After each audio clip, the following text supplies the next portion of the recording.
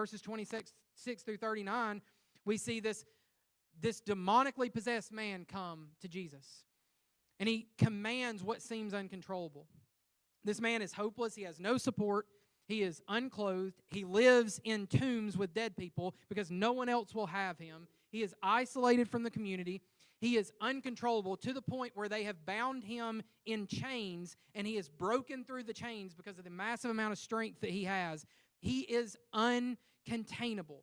The only way for society to restrain him is to isolate him and drive him away. And everything that would seem to rectify this situation seems impossible to them. They've done everything they can. The only thing they can do is kick him out. And this man comes to Jesus, and then we get an amplified story because Jesus has casted out a demon here and there. One demon is one thing. But then when the demon-possessed man says who he is, he proclaims legion.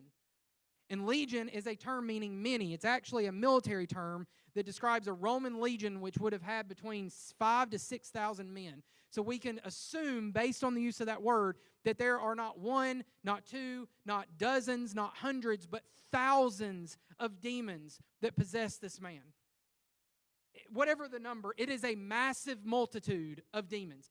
And so if you think one is impossible enough, if you're astounded by one, now he's got someone who is so powerful, so possessed, so controlled by Satan that he is uncontainable and breaks through every chain, and Jesus speaks a word and the demons shudder in fear.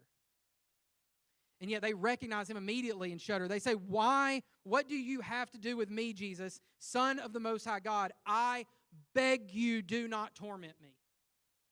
They know what's going to happen. In fact, they say it in just a second. They say, "Don't throw us into the abyss. If you're going to do anything, put us in these unclean pigs and we'll go jump off a cliff into the waters and die. Just don't do what we know you're ultimately going to do and send us into the abyss." And it's what we see in Revelation 9, 1 through 2, where Jesus casts them into the abyss, the lake of fire, this never-ending torment where their payment for all of the punishment of their sins will be now and forevermore. And they say, just don't do it now.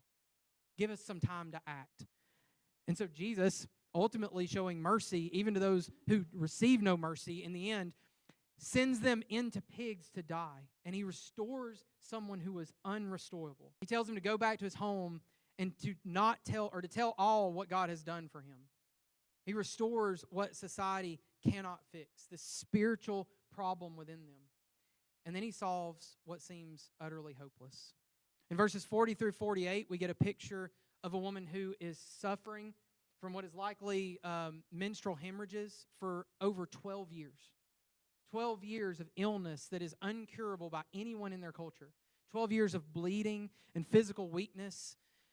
This symptom that in the book of Leviticus would have led her to be ceremonially unclean, which means she would not have been able to be in the presence of rabbis or go to the temple for sacrifice. She would have probably been shunned by anyone she would have been married to because it would make them ceremonially unclean at any given point in time. She was a social outcast and most likely emotionally hopeless. And she lived this way for 12 years. Think back to 2014 and everything that has happened since 2014. And for 12 years, she is exhausted. She is financially bankrupt because she has spent all her money on doctors trying to heal her. There is no hope. And her only hope is to just brush the remnants of the garment of Jesus in prayer and hope that in faith, His power will come into her and heal her. What leaders could not heal, Jesus heals without even touching her. He says, "Daughter," in verse 48, "your faith has saved you. Go in peace." And she seeks this healing, knowing that Jesus can heal if he desires, and with all her faith, pushes herself to the brink of being the greatest social outcast by touching a rabbi and making them unclean. And she risks it all knowing that Jesus can save her, and Jesus does what no one else can do. And then the last thing we see is Jairus' daughter. And this one hits home. Because imagine being someone who knows the synagogue leader who has seen Jesus heal. He's seen Jesus raise someone from the dead. He knows the stories. He knows what's going on. And he knows that Jesus is someone who can bring the hopeless back to hope. And so he goes, being a leader in the synagogue, goes to this rebel rabbi and goes and asks for him to heal her. And that takes faith enough, knowing that Jesus can do it. But he trusts that Jesus can do it no matter where he is. This synagogue leader's daughter is described as dying, not just sick, but dying. And then as Jesus gets kind of taken aback for a second and stalled for a moment with the bleeding woman, it takes just enough time for him to get across the city that by the time they reach this leader's home, the people tell him that your daughter is dead. And then they add this line which kills me. Don't bother the teacher anymore. In other words, what that means is there is no hope anymore. You have no hope for your daughter. Don't bother this man anymore. The situation is considered utterly hopeless. And yet Jesus in verse 50 tells Jairus that when he heard him, he answered him and said, "Do not be afraid. Let your faith drive out your fear. Only believe, only have faith, and she will be saved." Believe in me. Let your belief drive out your fear of the uncontrollable, of the uncontainable, of the hopeless situations. And imagine the amount of faith that would take.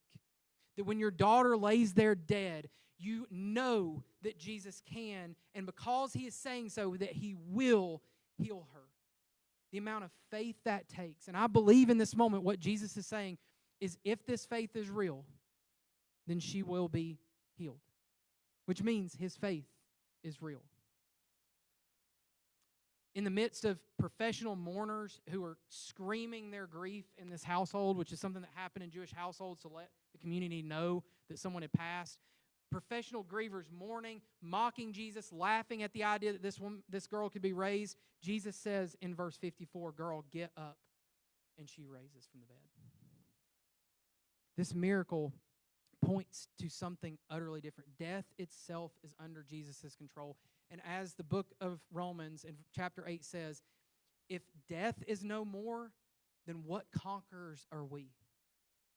That we, being in Jesus Christ, conquer even death with him because of the resurrection we find in him. Jesus is the King of all reality.